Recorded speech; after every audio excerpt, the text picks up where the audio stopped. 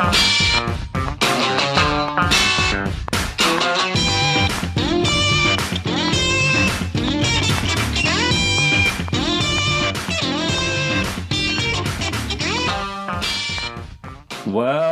folks, you know you're in for a treat when you hear that tune, because it's time for, in this case, episode 569 of the RecPoker podcast. But we're going all the way back to episode 1 tonight, because we have the original founder of the show, Steve Fredlund, is back on the RecPoker podcast. This is quite a treat. We've made it more than halfway to 1,000. We finally get the guy back. We're going to find out all sorts of information about what's going on in Steve Fredlund's life these days. I'm excited for that.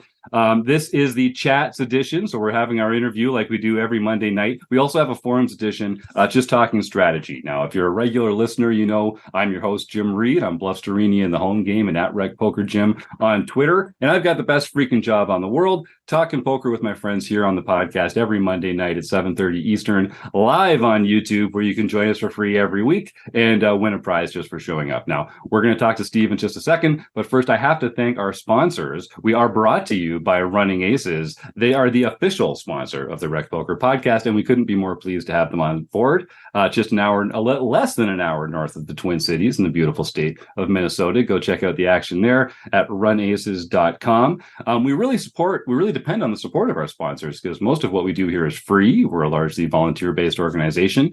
And so sponsors and premium members are hugely important to what we do here. And I've been a bad little boy about returning some emails lately. So I've got a few premium members to thank who have signed up in the last little while. So Robert Little, Sean Edward, Paul Marantelli, love that name, Hunter Glass, Brett Warren, Chris Trost, Haim Epstein, Joe Millay, and Dylan Engel. We're bringing in a whole panel of new premium members that have signed up over the last few weeks. So thank you all for your support. It means the world to us here. Your $15 a month makes a huge difference for what we do here with the Wrecking Crew at RecPoker. And if anyone else, if you're interested in getting involved with this fantastic group of wizards, it only costs $5 for your first month of RecPoker if you use the code RecPoker at checkout. But of course, you can come join us for free and use all our free tools and resources in the free RecPoker community, where all it takes to join is an email address and a smile. Now, they let me host the show on Mondays, but I'm only one man. It takes a group, a gang, a crew to make the magic happen around here. We call this group of wizards the Wrecking Crew. And if you want to find out more about me and the rest of the Wrecking Crew, you can go to rec.poker/crew, or just listen up, because you're going to meet a few of them right here on the show, starting with our producing co-host, Chris Jones. Well, I'm Chris Jones. You can find me 5B5 on Twitter, or 5x5 in the Poker Stars home game, and I help run our monthly deep dive strategy segment. And I'm John Somsky, also known as Poker Geek MN Everywhere, and I help organize our home games. I'm Kim Kilroy. I'm PetVet33 on social platforms, Fergie56 in the home game.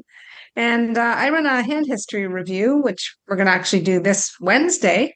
And we're going to talk about some satellite hands. So come join us on Wednesdays. I'm Rob Washam. You can find me as Rabman50 just about everywhere. And on the first and third Wednesdays of every month, you can join us for our book study.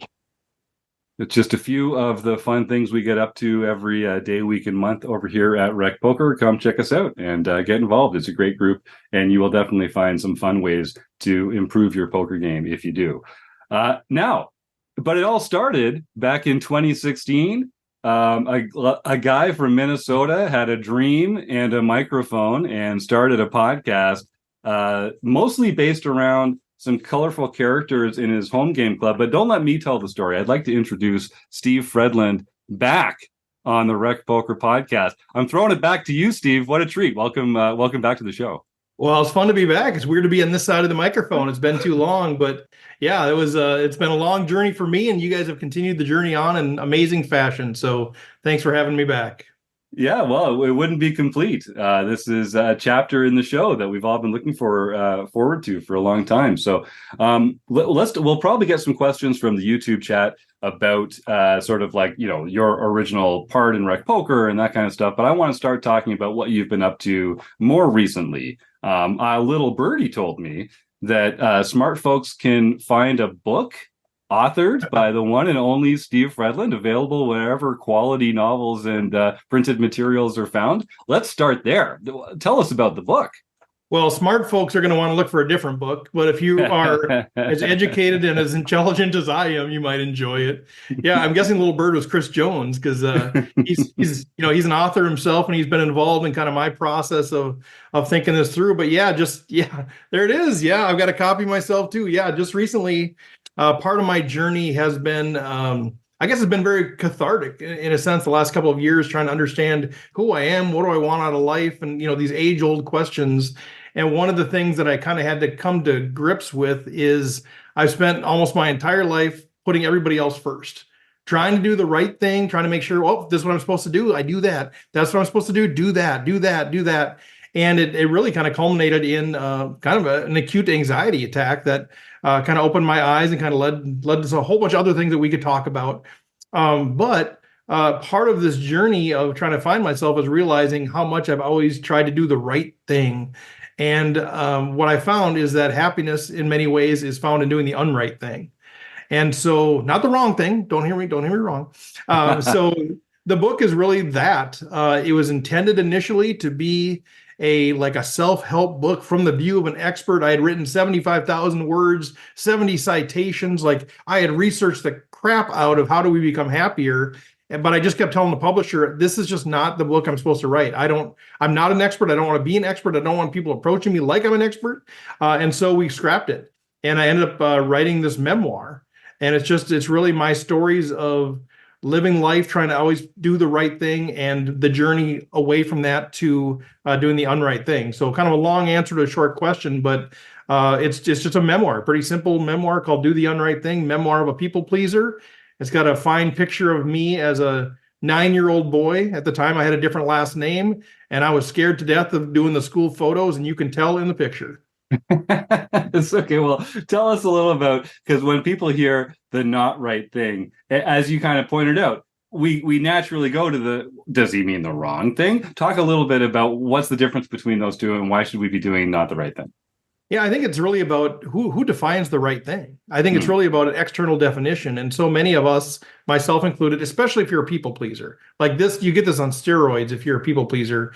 We're trying to do things right because that's what life is, right? You grow up and you get the right grades and you go to the right school and you get the right job and you marry the right person and you have the right house and you're doing it right. And it's well-intentioned, and the people around you are well-intentioned, but everybody else is defining what the right thing is.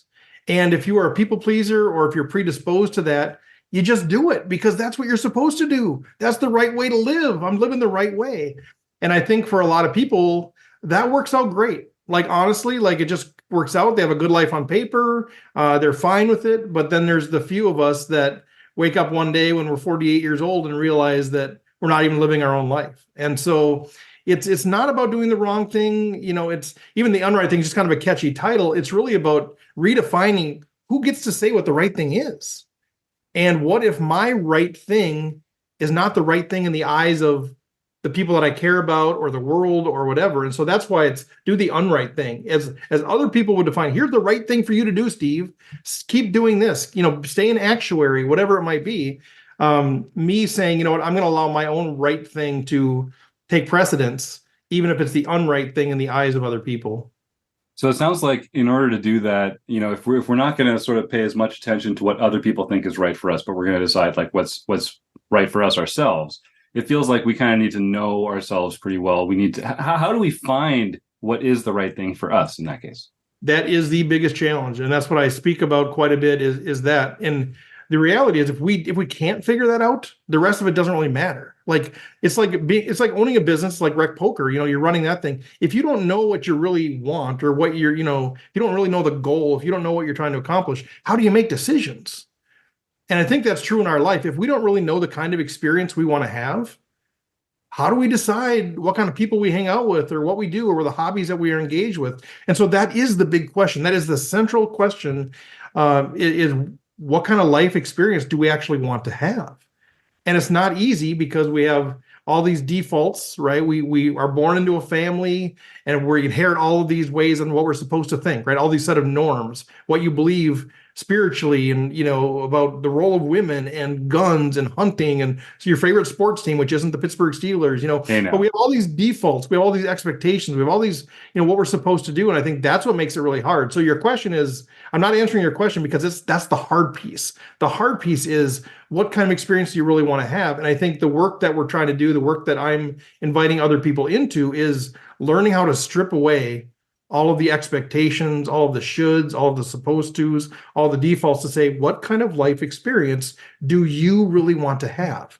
And so I can't tell you the answer. I can tell you the process that we go through and the intentionality that it takes. But it takes a lot of courage, frankly, to do that. Yeah, I'm sure, of course. If anyone I see we've already got some people typing out in the YouTube chat. Thanks for sticking around. If anyone in the panel, of course, has any questions, feel free to unmute. While we're talking about the YouTube chat, I do just want to mention, if you have any questions for Steve, type them in there, of course. We're also going to be doing, we're going to be playing Stake, Study, Stack later in the show. So we're always looking for suggestions for poker players that we can use in that game with Steve. And we announced that we were getting close to 1,000 YouTube subscribers last week, and we made it, gang. We made it yesterday. We had some awesome participation, some people buying in and getting involved, and we made it to 1,000. So I just want to thank everyone in the YouTube chat for coming and supporting the show. And if you're listening at home, that would be a great way to support the show without spending $1. Just come on over and support the show by subscribing to the YouTube chat. But stick around, and we're also, of course, going to give away a prize at the end to one of our YouTube chatters as part of our food bank donation raffle prize. So stick around to the end and get your questions into Steve here first. Chris, I see you unmuted, so I think we'll start with you. What's on your mind, boss? Yeah, Steve, I wanted to just jump in there. You mentioned the process of writing this book, and it kind of took a path that I don't know how many people in our audience have actually tried to write a book, but it's a pretty daunting, frustrating, demoralizing process, especially when you sort of realize you've put a lot of work into something and it's not the right thing, and you got to scrap it and start over and build something again. And I'm curious about how you came to that realization in terms of writing it, and what was that dark night of the soul really, how you kind of overcame that moment and really decided, no, I've got to write something else. Yeah, well, the whole idea of writing a book goes back well even before this process. I was working with you on early copies of what a book would look like, right? And then, years later, I don't know, 5-6 years later, I don't even know, started writing this. And, part of the impetus for writing the book, frankly, was now as I'm an emerging keynote speaker, if you have a book, you get more credibility, you get more stages, all that kind of stuff. And so that was really, I should write a book, right? I fell into the should. You know what you should do? You should write a book. So I'm like, okay, well, I'll write a book. So I started getting into that, and that's when, well, what kind of book should I write? And listening to all these voices and all this stuff, and it was good. I learned a lot through the process, but I just never really felt like this is it. And I kept coming back to, well, what kind of speaker do I want to be? What kind of business do I want to build? And it wasn't as an expert, but I just kept pushing through because that's what I was supposed to do. Like the unright thing, part of that was this whole process of writing the book. And so, yeah, it was kind of this frog in the kettle thing, but luckily as a frog, I could actually feel the water getting warmer. And so I just kept expressing this to the publisher. And you have these, if you hire a publisher, you go through this process where you have different editors and different people involved. And they kind of were like, oh yeah, kind of pat me on the head. Good luck, power through. And then I ran into this other editor. I forget what her title was actually. And I was kind of expressing this to her, and she's like, don't do it. You need to write a memoir.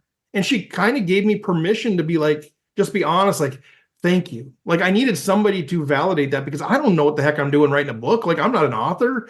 I needed somebody to actually take what I was feeling and create an answer to that. And she kind of pressed the pressure relief valve and said, you know what, just write a memoir. Yeah, you got to scrap it, but if this is what is on your heart. And so that was the dark night of the soul kept getting darker, and I kept trying to suck it up and do it, because that's what you do. That's the right thing. The right thing to do is keep powering through.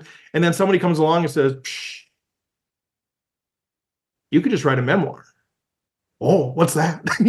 I don't need to do APA citations. That'd be awesome. Like, let's start there. So that was the dark night of the soul came, with a really great, morning dawn, if you will. Well, it just goes to show how helpful it is to have other people in your corner, right? To bounce ideas off and to be developing stuff with. It's hard to do whatever it is alone. Writing a book, learning poker, traveling through the world on this journey we call life. It's better when you've got people around you. There's no doubt. For sure. So what's it been like? So after RecPoker, I know you were doing small business coaching. You'd started this disc golf podcast. I know you've been working on the book for a long time, and getting more into the speaking, which has been a big part of what you're working on now. What are you doing for fun now? Are you still, is disc golf still a thing? Are you still enjoying poker? Like what are you doing it's been an interesting journey. You and I, Jim, we were involved in some of that business stuff together. And I think, frankly, like when the pandemic hit, that was actually an opportunity because, the funding opened up for business coaches, business consulting. So doing some of that, and then that kind of dried up. And then it was a matter of just like, what can I do to make money? Like I was struggling because I had one, New Year's resolution every year, and that was to not have a real job at the end of the year. And that was it. And so I was working a million hours, like scrapping things together, doing poker reporting, substitute teaching. I'd found a little bit of consulting work, a little bit of coaching, just doing everything just to make a buck. And so the last few years were kind of that, like just scrambling to try to do anything to make a buck. And then it was about August of last year, July of last year, when I finally encountered somebody who helped me put together a brand for my speaking. Because I was doing a little bit of speaking, a couple $100 here. If you offer me $50, sure, I'll drive 6 hours to talk to your group. Why not? Just because it was $50 and I needed $50. But then sort of this brand emerged and I found my voice of what to say. And so when this kind of emerged as the Safari Dude around the same time as I was writing the book, and all of it kind of blends together because that book, even the research piece, the interviews, all of this stuff kind of was a cathartic experience, helped me realize who I was, what I wanted, and what I wanted out of the speaking business. So hopefully I'm answering your question, but it kind of gelled into this brand as the Safari Dude because I've been on a number of African safaris and I could talk about leadership and team building. And so let's combine those two things into that. Plus I have my own personal journey of trying to find happiness. And so all of that kind of merged together into this. And so I was like the end of last year, I was on the schedule to do pizza delivery. I would no lie, I was doing everything. And then the speaking started picking up a little bit. Just enough, it takes us like a 6-month lead time. So you start getting gigs for February and March. You're like, oh, this maybe will work. And so right now the focus is really on keynote speaking. And that's kind of it. I still do some coaching, a little bit of consulting, but it's mostly on the speaking side. That's awesome. I know that's been such a long rambling answer. Well, it's a long story, right? I like to ask questions. I'm better at asking questions than even answering questions. That's right. But what about on the other side of it? Like, what about for when it's time to relax or when it's time to have fun and to not have to worry about the work side of thing? Like, what are you doing to? Well, it was a complicated question. What are you doing to enjoy yourself when work isn't top of mind? Yeah, so disc golf is one of those things you mentioned. I was, in the search to find the right thing. I was trying everything, spaghetti against every fridge I could think of. And I started the disc golf podcast, and that was fine. But yeah, disc golf is still one of those things that I will do. It's a kind of a way to go walking without being bored to tears. Yeah, because how terrible is it just to go for a walk? Like that's terrible. Much less running. People do this. Oh no! I can't do this. So I need to be able to throw a disc or do something fun. And so yeah, that's still something that I do. We got a bunch of local courses, so I'll do that. And obviously this winter here in Minnesota, it allowed a lot of disc golf time in the because we didn't have winter. Poker is one of those things that I've kind of haven't done for quite a while.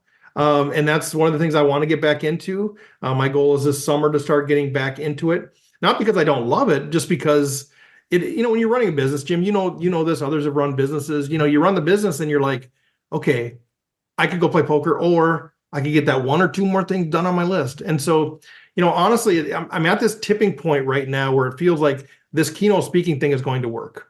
Jury's still out, but we have momentum. And I think if it works, because I'm trying to build it in a way that I don't have to work 80 hours a week. Like my goal is to really, basically do the same talk, speak 50 times a year, and the rest of the time just kind of work on the talk. And, you still got all kinds of administrative stuff. So if this works, then I will have the free time. So I'm trying to invest right now to be able to reward my future self without killing myself off. But at the end of the day, I like to stay busy. And if I've got downtime on a Saturday, I find something to do to work and keep myself busy. Yeah, that is certainly true. From what I know about Steve Fredlund, you definitely know how to keep busy. There's not a lot of downtime on your plate. Yeah, I know. That's a thing I need to learn. But maybe the unright thing is to be busy and not apologize for it. I don't know. See, now it sounds like this unright thing could just be an excuse to get up to any kind of trouble. You know, this is a spin machine. I'm learning here. Yeah. You define what's right. That's the beauty. I mean, that's true. You are the one that defines what's right. But no, right. Chris, jump in. Well, yeah, and I mean, you're on the RecPoker podcast. You came from RecPoker. You started RecPoker. Where does poker fit into your life right now? Is it sort of, I mean, you mentioned you want to get back into it. Is it something that you're just kind of have taken a complete break from? Are you playing every once in a while? What's sort of where does poker fit into your matrix right now? Yeah, over the last couple of years, it's kind of ebbed and flowed, or I've kind of gone into it, gone away from it, gone into it, gone away from it. And frankly, some of the experiences I had going back to the casino were not positive. I'm just like, I don't know. And there's not, there's in the past, there's stuff that's targeted to me. This is just sort of like, I don't know. There's a bunch of crabby people here. And I'm just like, it kind of sucks. And it reminded me why I started RecPoker in the first place. I want to talk poker with people that are positive, encouraging, play some poker, play some home games, get to know the game a little bit more. And so right where I'm at right now is just kind of like, I'll go back to the casino here and there maybe, but I'm thinking about starting a home game again because I missed that. I used to run the home game and that was really the crux of it. Or heck, I might even go play bar poker again because the people are terrible and they're all drunk, whatever, but they're having fun and they're not crabby ass, And so, you want to know how to grow the game of poker. Don't go play a $75 poker tournament where everybody's taking 2 minutes to make a decision and they're pissed off that the ace hits on the river. Like, that's terrible for the game, And so I'm looking to, sorry for the swearing on the YouTube live stream. Now that you've sworn, it means that we can start swearing too. So yeah, I'm giving you permission. Yeah. But so anyway, so where I'm at right now, I love the game. I think the strategy depth has overcome me. Like it's like I gave up. I'm not interested. I'm not going to learn what I need to learn to really become a top level player. So it's back to community for me. It's back to how do I surround myself with people that just want to get together, have a fun time. The better player eventually wins, but it's more about laughing and showing each other cards and having fun and not taking 3 minutes to make a decision. So let's take on from that because some of our listeners, this is episode number 569, I think. Amazing. I said, which is just crazy to think. I've only been around since 157. Like you did a lot of this heavy lifting before I even got here. Let's talk about those early days, Steve. So when you first started RecPoker, it was really sort of like a solo project. I remember listening as an early, as one of the, you remember I joined as one of the first premium members back in the day, but I'd been listening to the podcast for a long time. And you tried a few different ways of doing it. You got a few of like the core team, what would become the core team of the Wrecking Crew involved. A lot of whom started in that original home game club of yours. So tell us, some of our newer listeners or viewers here at YouTube, just talk to them a little bit about starting the show, starting the group, who you got involved with, and sort of like what that experience was like.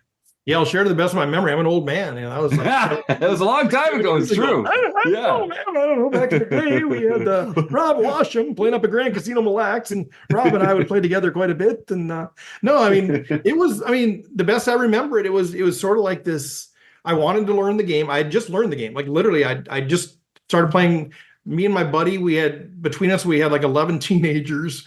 And we were thinking, what can we do to connect with our kids? And so somebody brought up Texas Hold'em. None of us had ever played. We started playing for like a quarter a night.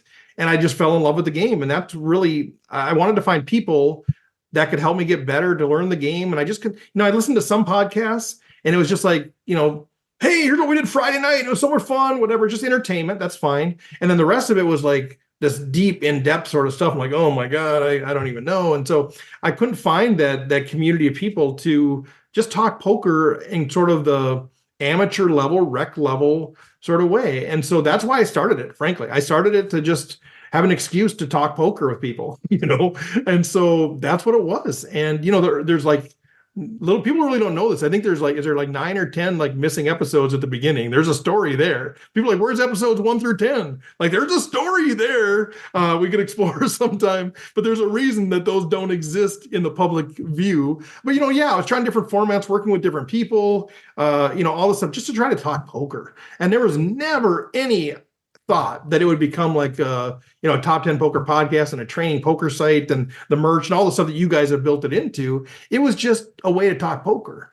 And so so the early people were just kind of the people that wanted to talk poker, and that's what it was. And then eventually we're like, hey, maybe we could talk to a bigger name person. And so that kind of is where some of the guests started growing into that, because that was fun. And then we got I forget when it was, first year 1, year 2, kind of got a break when I got the attention of Poker News. And so my buddy Stacy and I were out in Vegas, and we got to jump on the Poker News podcast, and they gave us a plug.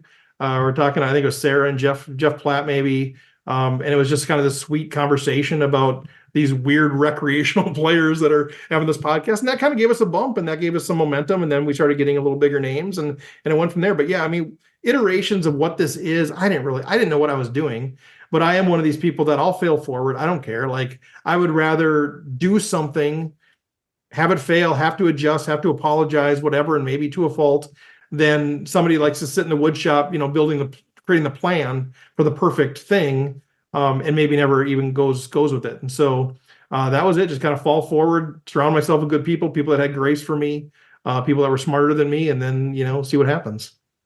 And have you learned from poker lessons that you've applied in this new branch of your career, or have you learned lessons from building the RecPoker community that you've then applied in this new branch? Talk about that a little. Both. I mean, I've learned a lot about myself, where I'm good as a leader, where I'm terrible as a leader. I've learned those kind of things.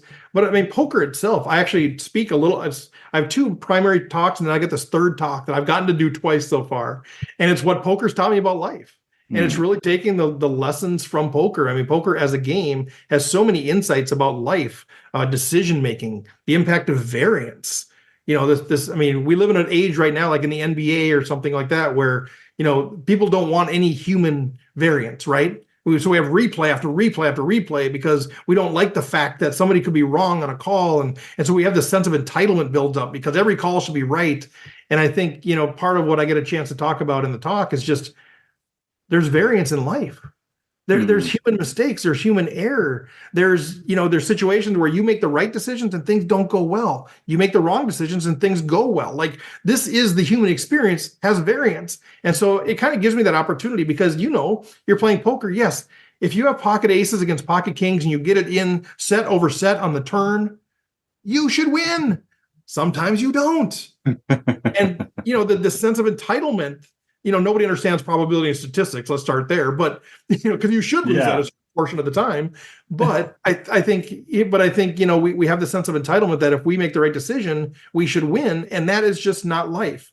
And I think it's an element of poker that's good there too. So I've learned a ton about poker, or poker's taught me a lot about life that I'm able to implement, but also myself as a leader. I've learned my strengths, my weaknesses. I'm great, I think, at starting things, getting people fired up, getting the momentum built. I'm terrible at managing and leading. That's okay to admit that. It just is. And so, if I had this whole life to do over again, I'd probably become a serial entrepreneur where I just start stuff and then say, hey, give me 5%, you can have it, and just keep starting stuff because that's what I love to do. And to a fault, because it's hard for me to stay on task with things that have already been created. So I've learned a lot. Some the good way, some the hard way. I've also learned a lot about humans. There's some really terrible humans out there. Maybe I'm one of them. I don't know. But I part of why I left RecPoker is because there are some terrible humans, and I don't have the intestinal fortitude to stand up to them. Well, let's talk about that a little bit. Since you mentioned it, I mean, sure. The world's full of terrible humans. I mean, you get 100 doctors, 100 car salesmen, 100 librarians. You're going to get some jerks in that room, no matter what industry you're in. I think poker's maybe more polarizing than most. We have some of the best and some of the worst in our collection. But can you share just some details about sort of like what that was like and what you were feeling when you left and why and sort of how you've come to grips with that?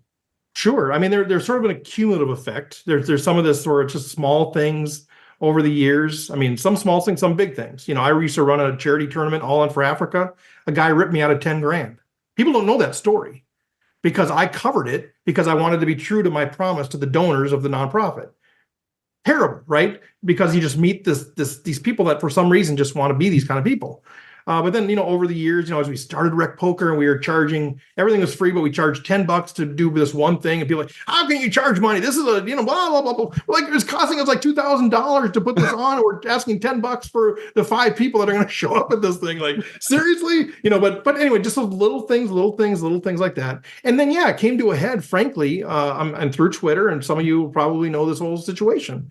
I just got this nasty troll. He's well respected in the poker community, but he was out to get me. Like, I don't know what I did wrong to him.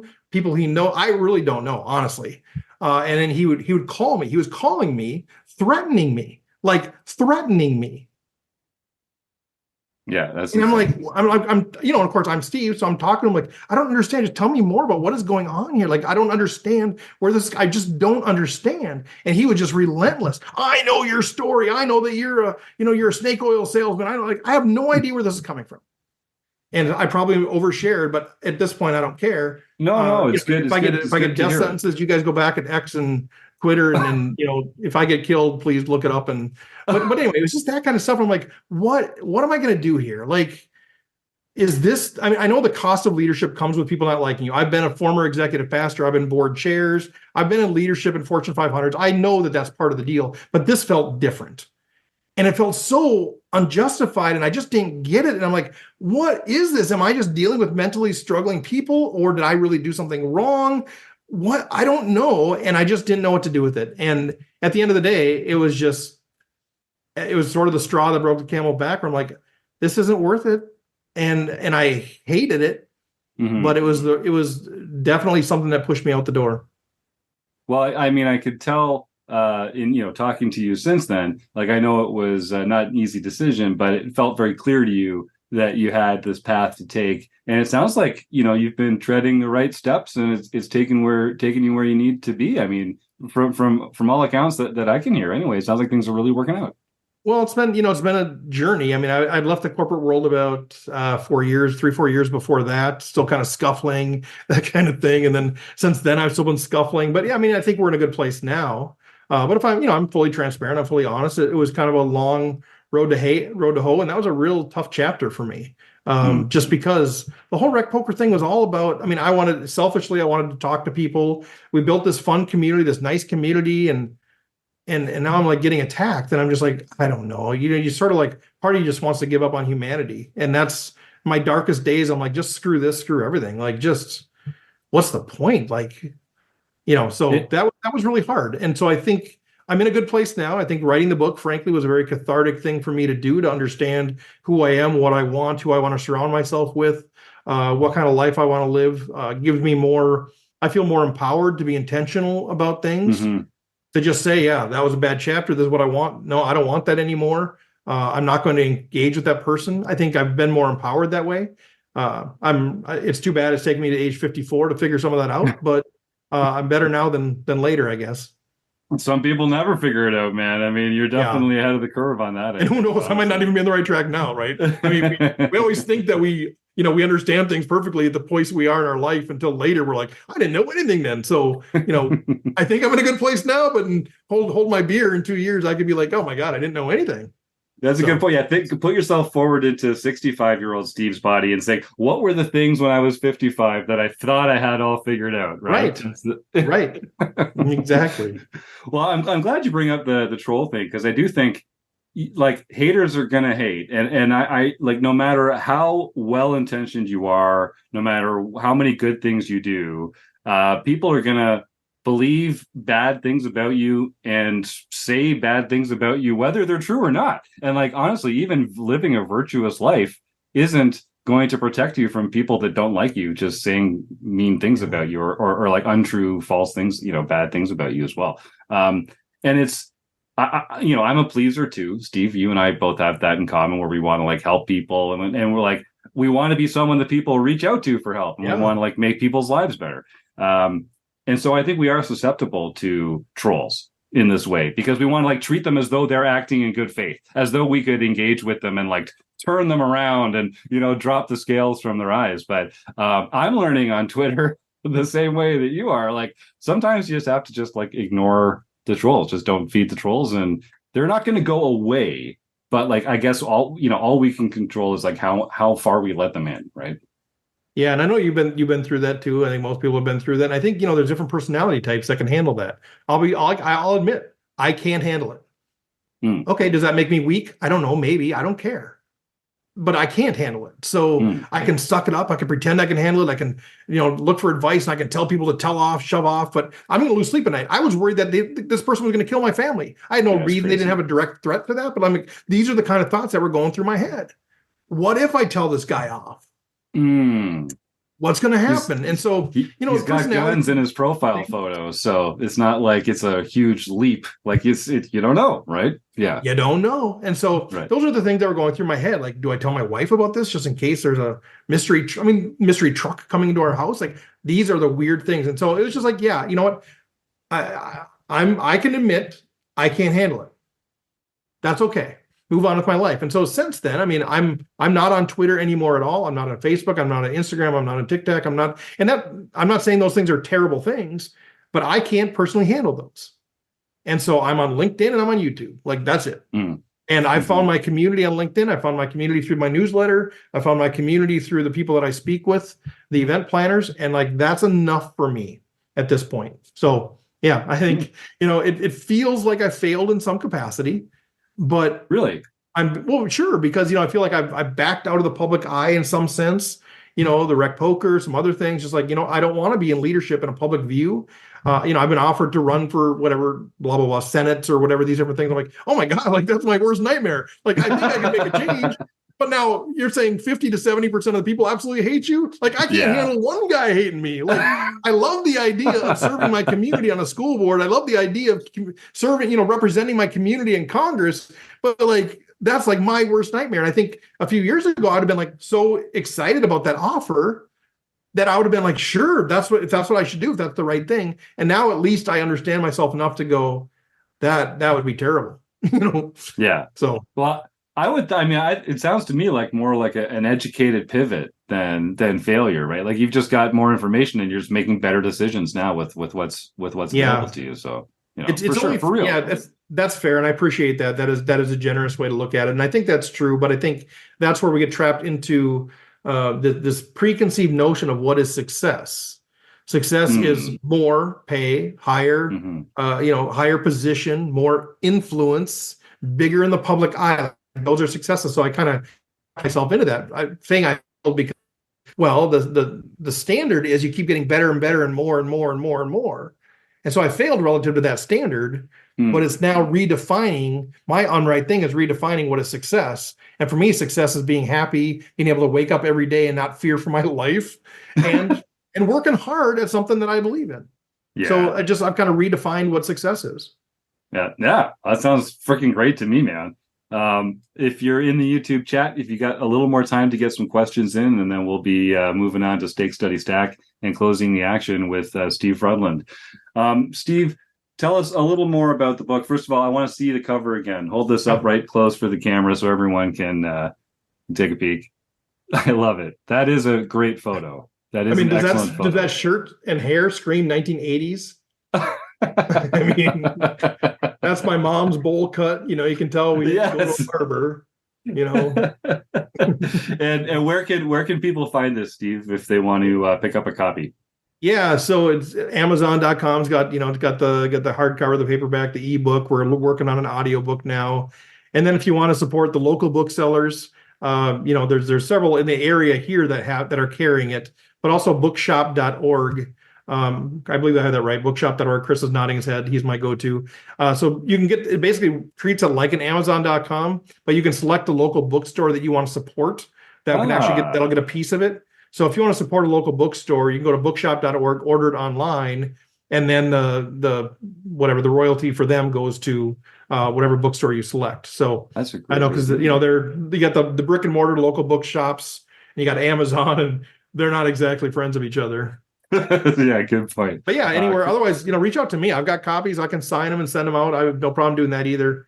Nice. Chris?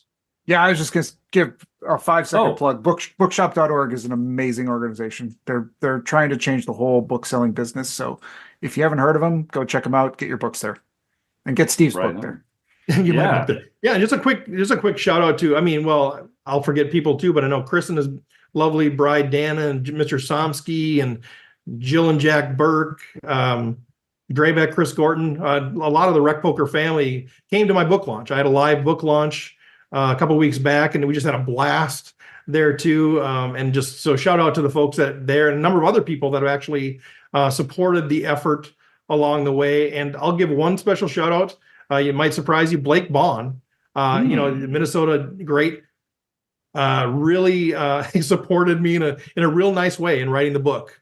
So just a shout out to him as well. A lot of people don't see, and he's got this personality that's pretty big and hard and all those kind of stuff sometimes, but he does have this underbelly that's pretty generous. And he's in the past, he's donated gifts that I've taken to homeless people in the past. And now here he was really just very generous in helping me get this book going. So shout out to him and all the folks that have supported me.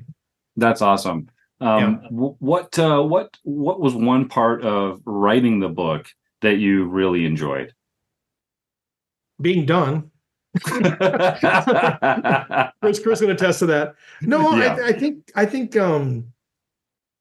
I think being forced to really try to recall some of the stories and connect the dots. Like, there's so many stories, and a lot of them, I didn't include. A lot of them the editor didn't include. They said, "Oh, that's a nice story, but it doesn't help the reader." Right. But there was those moments where I was really kind of forced to remember. Like I talk about how Weird Al Yankovic caused me to trap gophers.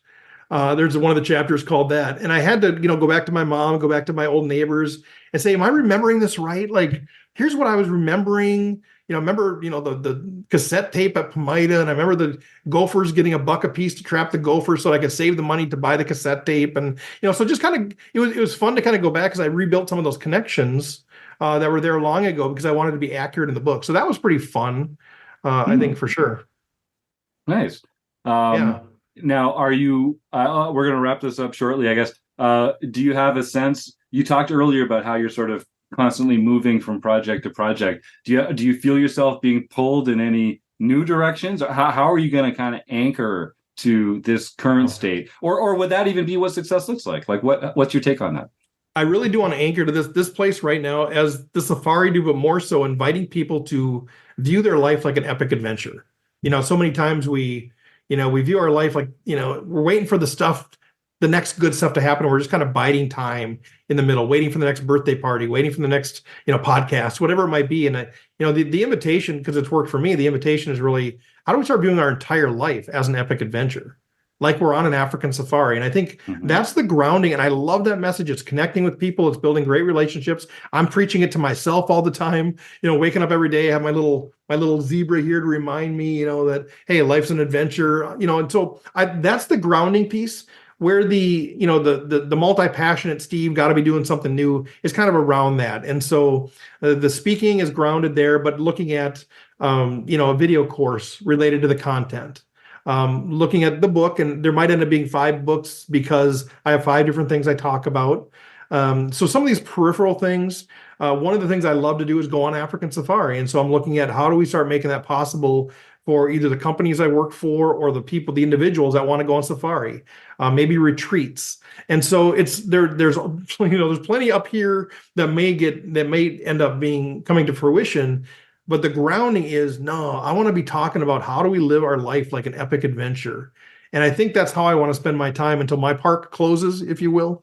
And so I think that is the grounding, that is the linchpin. And that's what's really resonating for me. And when I'm sharing that on stage, it feels right. It feels good. And when people are coming up after in tears and all that kind of stuff, and it feels good. And so I think that's the grounding, but hold my beer, I could be starting a new, harmonica playing Parcheesi podcast next month, who knows? Well, it sounds like you are really hitting your stride. So congratulations, Steve. It really is It's great to see it.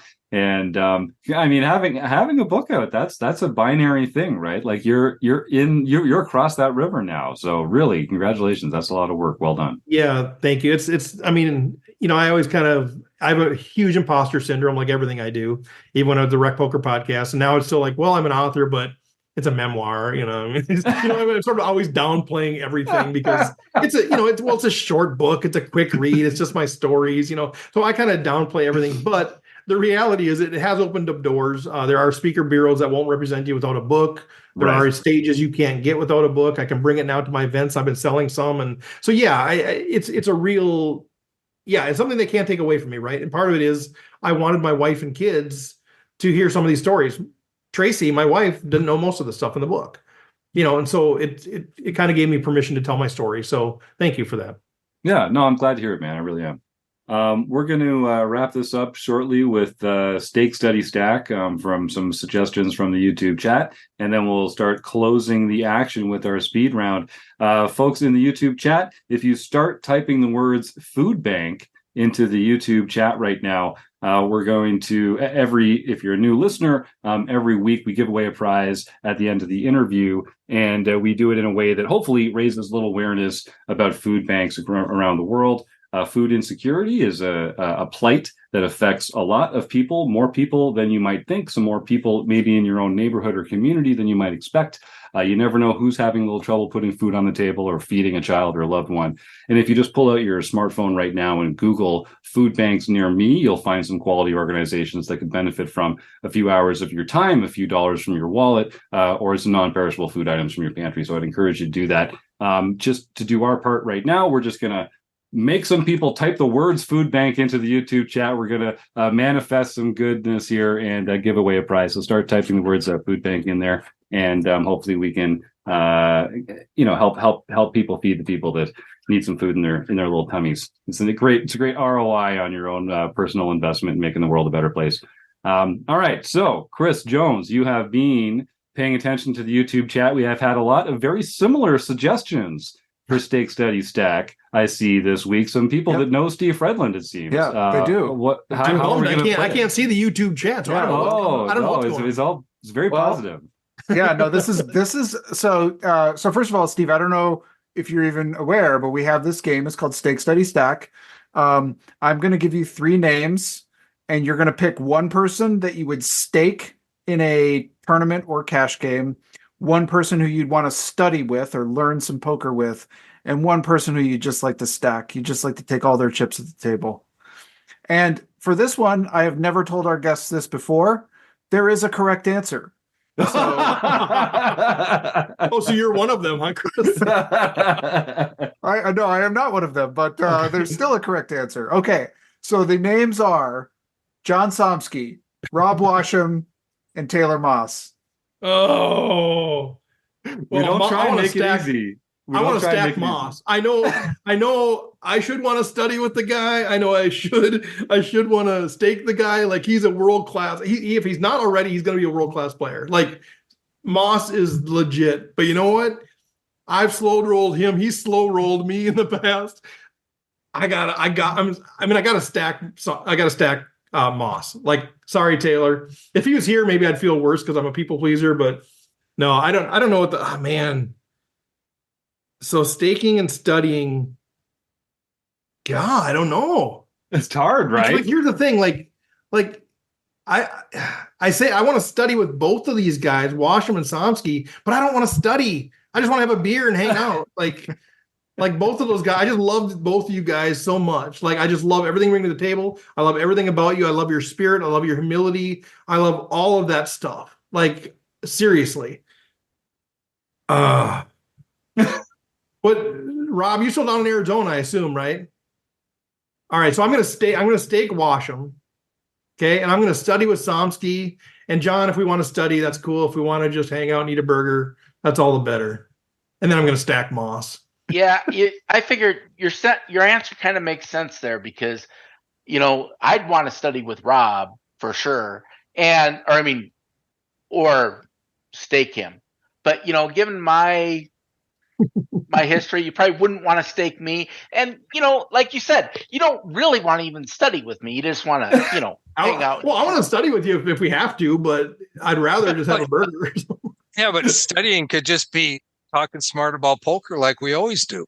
Yeah. It doesn't have to be so formal. When you say true. study, it's formal. No, it's just, hey, let's get together and talk smart about poker.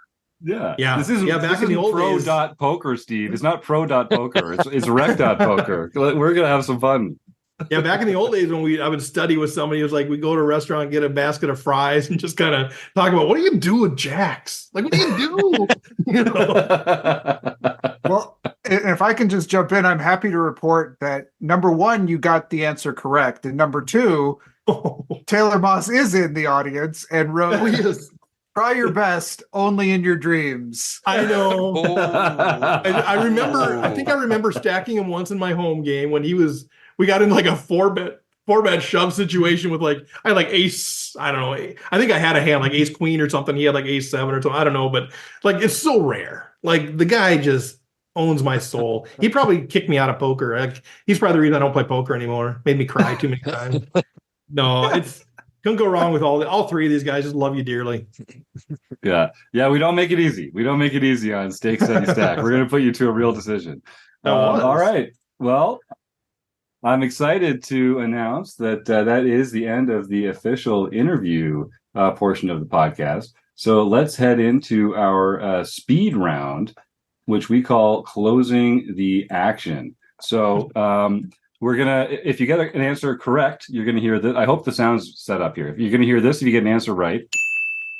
And if you are taking too long and we have to move on to the next one, this is what you're going to hear. Okay. We don't mind using the pass. You can also pass if you don't feel like you've got a good answer set up. We're going to cover a little poker and a little non-poker. We're going to take a scenic route here a little bit. All right. And here we go. All right, Steve Fredlund. Closing the action. We're going to start with an easy poker question. What is your favorite poker hand? Jack 10 suited. Is poker a gamble or a skill game? Gamble in the short term, skill in the long term. What's your biggest poker pet peeve? People that smell at the table. And I think I know the answer to this one. We ask every guest. You'll love this, by the way. Is Die Hard a Christmas movie? Oh, yes. Oh, yes. It's our Christmas movie. We have a children's book, a Die Hard children. Yes, 100%. What's your favorite non-poker book? I would say I don't read a lot. The Happiness Advantage. Good, we got in there. Who's one of your heroes? Present company accepted. John Somsky.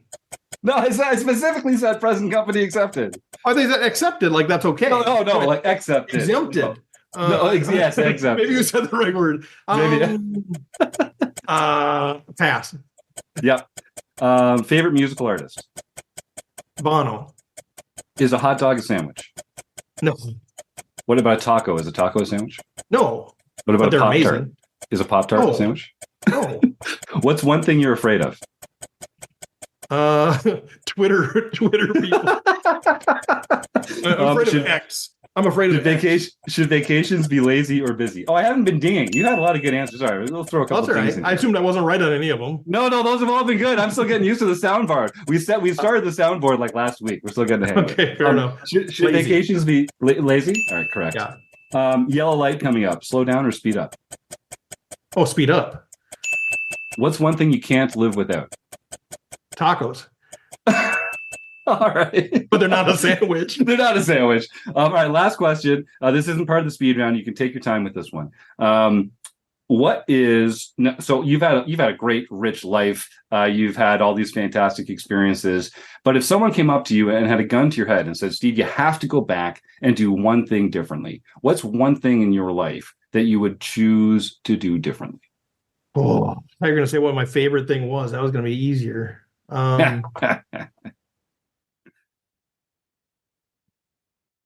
I would not become an actuary. All right. Big answer. You spent a lot of your life as an actuary. My whole livelihood, my whole everything. I mean, it was to create a good life, but I would not have gone to school for mathematics or become an actuary. All right. Mhm. Great answer. Great answer. And then Apparently you wasn't never right. would have met, you Apparently never would have wasn't met right, Taylor though. Maas. Oh, damn Apparently it. wasn't right.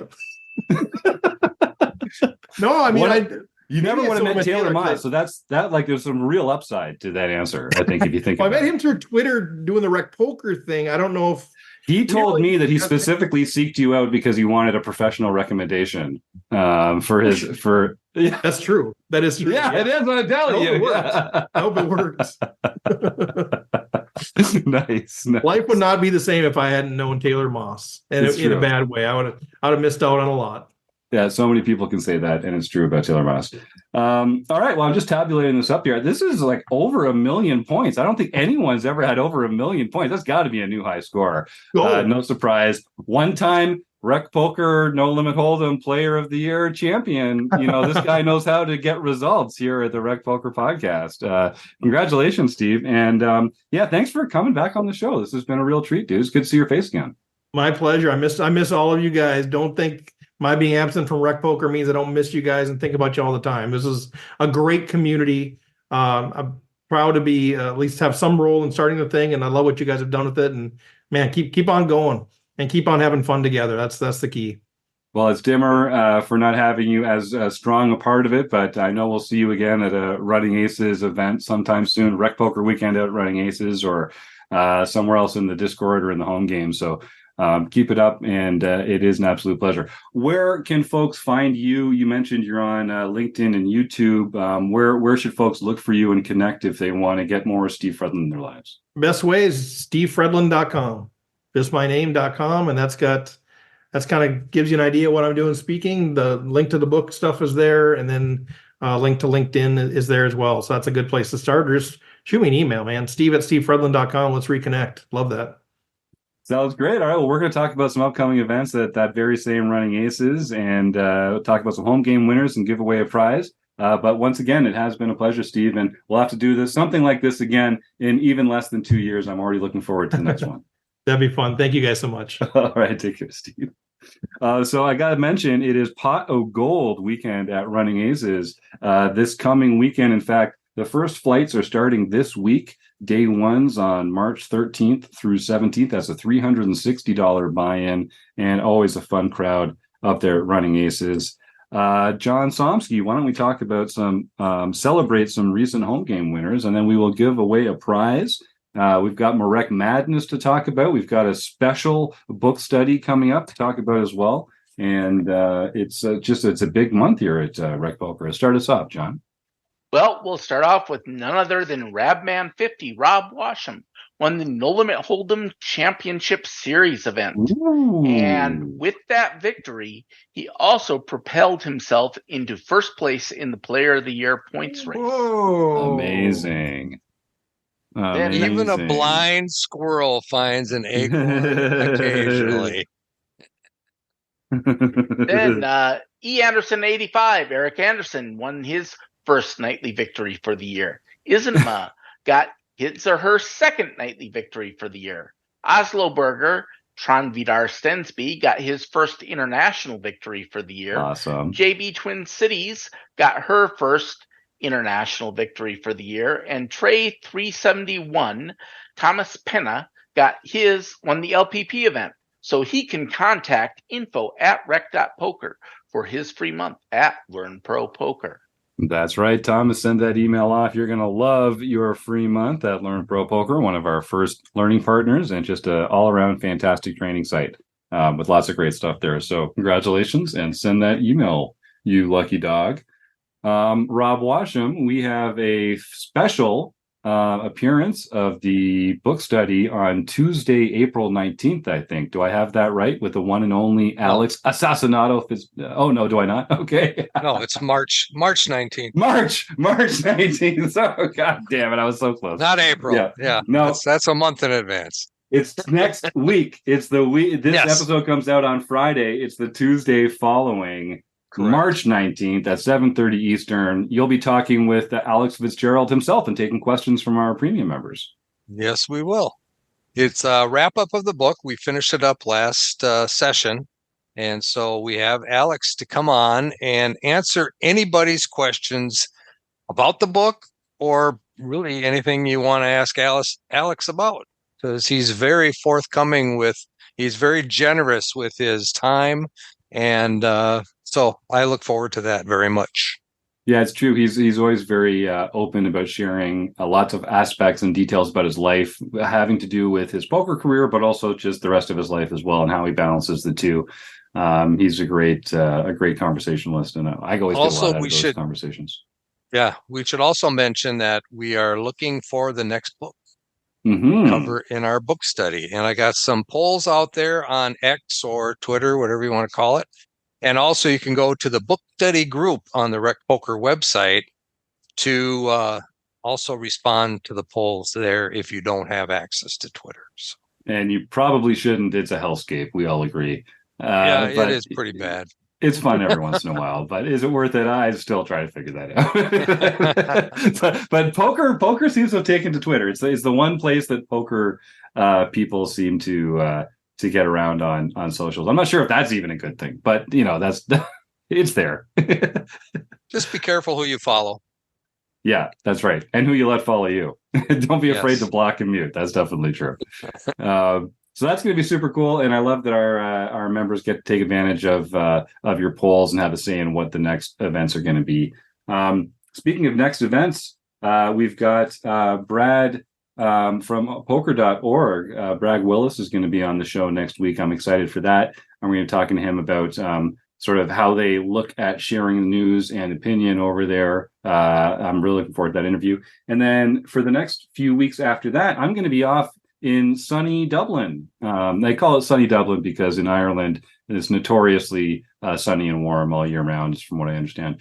So I'm really looking forward to that. The Irish Poker Open is going to be a lot of fun. I'm going to be there. Kim Kilroy is going to be there. Stu and Elizabeth, Eric Ebson. I know a bunch of other RecPoker members are getting excited for the trip. And it's my first time at the Irish Poker Open. I've been to Ireland before, but I've heard so many fantastic things about this experience. I can't wait. So we'll have a different Wrecking Crew member sitting in the host chair over the next few weeks. We've got some fantastic guests lined up, and it's going to be a treat. I can't wait to listen along like a fan, just like everybody else gets to. That's going to be awfully fun. So let me see, Chris, is it time? Should we give away a prize to one of our lucky and generous YouTube chat members? If I'm going through the list here, I see Stuart Carriage at 1, the RRRCCC, K Poker Wannabe, Evil Roy Slade. That is 4 in that order. Am I correct? That sounds correct to me. All right. And do we have a nerdy die of infamy that we're going to roll and see who the winner is? We do, although I'm having trouble getting my camera to show up. So it might it might be the honor system. We'll just take your word for it this time. All right. So what are we rolling? Is it a 4-sider? At least Phil isn't in the audience. He'll be complaining about being bamboozled or whatever. That's right. So. No bamboozling tonight. Yeah, I think we got Poppy on side, so we don't have to worry about the investigation, even if we're right. It is a 2. A 2. I see the RRRCCC. Congratulations. Long-time listener, and I think we've emailed a couple times there. Hames, and Haim is actually a recent premium member. Haim is one of the members that recently signed up for RecPoker Premium. Smart move, the RRRCCC, because that unlocks a whole new tier of prizes for you in our food bank giveaway. You're gonna be able to choose between a month of Learn Pro Poker, PokerCoaching.com, the Poker Forge, Tournament Poker Edge. Oh God, I should stop listing these live on the show. I know I'm forgetting a couple of them. Jacka Coaching. There's a couple more. Some of our fantastic learning partners. Send an email. Red Chip. Yes, thank you, Rob. Send an email, the RRCCC. First of all, thank you for joining RecPoker Premium. That's awesome. And second of all, you're going to love your free month at one of these fantastic training partners. Send that email to info@rec.poker to claim your prize. What else, gang? Is there anything else that we should be mentioning before we wrap this puppy up? Episode 569. Did you mention the pot of gold? I did. Okay. Yes. Thank you for double checking. Let's take us away. Let's get out of here. Let's get out of here, folks. All right. Well, if you enjoyed the show, please head on over to rec.poker/support. You can find a bunch of ways there to help us out, whether it's buying us a cup of coffee or just doing something nice like subscribing to the channel or to the podcast or something like that. Subscriptions help us out a lot. We're still a very small organization, and subscribing to the podcast, subscribing to the YouTube channel makes a big difference for us, and it's a great way to support what we're doing here. So thank you for that in advance. And otherwise, I guess I just have to thank the Running Aces Hotel, Racetrack, and Casino. We couldn't do it without them. Thanks to Steve Fredlund for starting this whole dang thing. Rob Washam, Kim Kilroy, John Somsky, and Chris Jones for making all the magic happen around here. The YouTube chatters, and you, the listeners at home. We couldn't do it without you. Thanks for your support, and we'll see you next week on the RecPoker Podcast.